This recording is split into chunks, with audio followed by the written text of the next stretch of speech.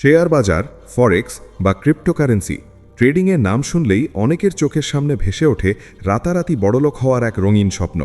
আবার ঠিক উল্টো দিকে অনেকের মনে পড়ে যায় সর্বশান্ত হওয়ার ভয়ানক সব গল্প। মার্কেট কিন্তু সবার জন্যই একই রকম আচরণ করে।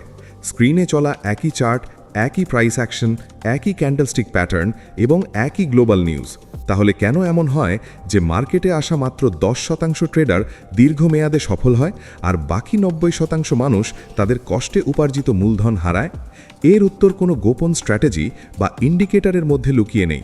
এর উত্তর লুকিয়ে আছে মানুষের মস্তিষ্কের ভেতরে একটা ছোট্ট কিন্তু অত্যন্ত শক্তিশালী ধারণায়, যাকে আমরা বলি মাইন্ডসেট বা মানসিকতা। আজ আমরা গভীরভাবে আলোচনা করব ট্রেডিংয়ের এই রুক্ষ দুনিয়ায় উইনিং মাইন্ডসেট বা জয়ী মানসিকতা এবং লুজিং মাইন্ডসেট বা ব্যর্থ মানসিকতার মধ্যে আসলে পার্থক্যটা ঠিক কোথায়। প্রথমে আসুন বোঝার চেষ্টা করি একজন লুজার বা ব্যর্থ ট্রেডারের মাইন্ডসেট ঠিক কেমন হয়। এই ধরনের ট্রেডাররা মার্কেটকে কোনো ব্যবসা হিসেবে দেখে না, তারা একে দেখে একটা কাসিনো বা জুয়ার আসর হিসেবে। তাদের মস্তিষ্কে সবসময় একটা জিনিসই ঘোরে, আজ একটা ট্রেড নেব আর কালই আমার অ্যাকাউন্টের টাকা দ্বিগুণ হয়ে যাবে। তাদের প্রথম এবং প্রধান ফোকাস থাকে শুধুমাত্র টাকার ওপর, ট্রেডিংয়ের প্রসেস বা নিয়মের ওপর নয়। যখন তারা কোনো ট্রেডে ঢোকে, তাদের কাছে কোনো সুনির্দিষ্ট ট্রেডিং প্ল্যান থাকে না।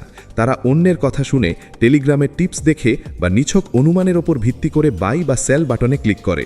এরা স্টপ লস ব্যবহার করতে ভয় পায়, কারণ স্টপ লস হেট হওয়ার মানে হলো নিজের ভুল স্বীকার করে নেওয়া।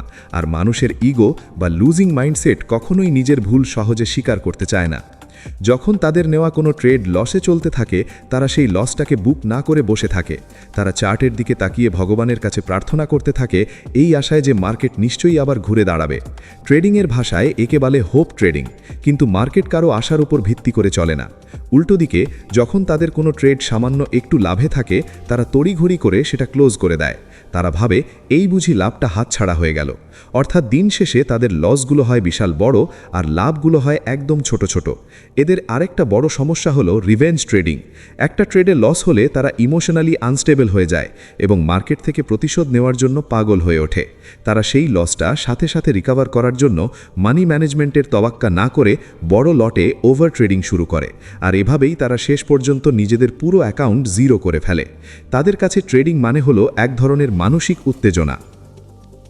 এবার আসুন দেখি একজন উইনিং ট্রেডার বা সফল ট্রেডারের মাইন্ডসেট কেমন হয় এবং তারা কিভাবে চিন্তা করে। একজন সফল ট্রেডার খুব ভালো করেই জানেন যে ট্রেডিং কোনো ম্যাজিক বা আলাদিনের জাদু প্রদীপ নয়, এটি একটি বিশুদ্ধ ব্যবসা। আর পৃথিবীর যে কোনো ব্যবসার মতো এখানেও লাভ এবং ক্ষতি দুটোই থাকবে। উইনিং মাইন্ডসেট কখনো অন্ধের মতো টাকার পেছনে ছোটে না। তারা তাদের পুরো এনার্জি ফোকাস করে সঠিক প্রসেস এবং রুলস ফলো করার ওপর। তাদের কাছে একটা লিখিত ট্রেডিং প্ল্যান থাকে, আর তারা সেই প্ল্যান থেকে এক চুলো সরে দাঁড়ায় না। ট্রেডে এন্ট্রি নেওয়ার আগেই তারা ঠিক করে নেয় যে এই পার্টিকুলার ট্রেড থেকে তারা সর্বোচ্চ কত টাকা হারাতে রাজি আছে। স্টপ লস তাদের কাছে কোনো ভয়ের বা লজ্জার জিনিস নয়, বরং এটা তাদের মূলধন বাঁচানোর এবং মার্কেটে টিকে থাকার সবচেয়ে বড় হাতিয়ার। যখন তাদের স্টপ লস হিট হয়, তারা সেটাকে ব্যবসার একটা সাধারণ খরচ বা কস্ট অফ ডুইং বিজনেস হিসেবে হাসি মুখে মেনে নেয়। একজন উইনিং ট্রেডার কখনোই মার্কেটের সাথে জেদ করে না। মার্কেট যদি তাদের অ্যানালিসিসের বিপরীতে যায়, তারা ছোট লস নিয়ে দ্রুত বেরিয়ে আসে। কিন্তু যখন তাদের অ্যানালিসিস ঠিক হয় এবং ট্রেড লাভে চলতে থাকে, তখন তারা চরম ধৈর্য দেখায়। তারা ট্রেন্ডকে ফলো করে এবং তাদের লাভকে বড় হতে দেয়।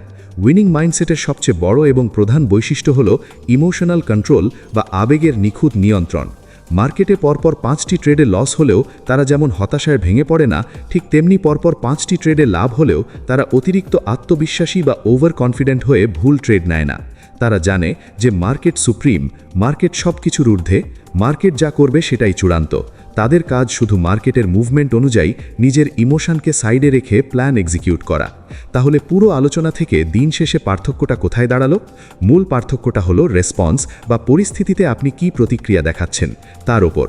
লুজিং মাইন্ডসেট সবসময় মার্কেটকে নিয়ন্ত্রণ করতে চায়, মার্কেটকে নিজের মতো চালাতে চায়। আর উইনিং মাইন্ডসেট মার্কেটকে নয়, বরং যে কোনো পরিস্থিতিতে নিজেকে নিয়ন্ত্রণ করে। ব্যর্থ ট্রেডাররা সবসময় ফোকাস করে আমি এই ট্রেড থেকে কত টাকা কামাবো তার ওপর, আর সফল ট্রেডাররা ফোকাস করে যদি ট্রেডটা ভুল হয় তাহলে আমি কিভাবে আমার মূলধন বাঁচাবো তার ওপর। আপনি যদি ট্রেডিংয়ের এই কঠিন দুনিয়ায় সত্যি সত্যি সফল হতে চান এবং দীর্ঘমেয়াদে টিকে থাকতে চান, তবে সবার আগে নিজের স্ক্রিনের চার্ট অ্যানালিসিসের চেয়ে নিজের মনের অ্যানালিসিস করা শুরু করুন।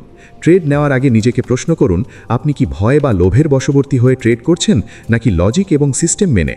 সব সময় মনে রাখবেন, পৃথিবীর সেরা ট্রেডিং স্ট্র্যাটেজি বা ইন্ডিকেটর আপনাকে শুধু ট্রেডে সঠিক জায়গায় এন্ট্রি আর এক্সিট দেবে, কিন্তু সেই ট্রেডটাকে সফল করবে এবং আপনার অ্যাকাউন্টকে গ্রো করবে আপনার ট্রেডিং সাইকোলজি।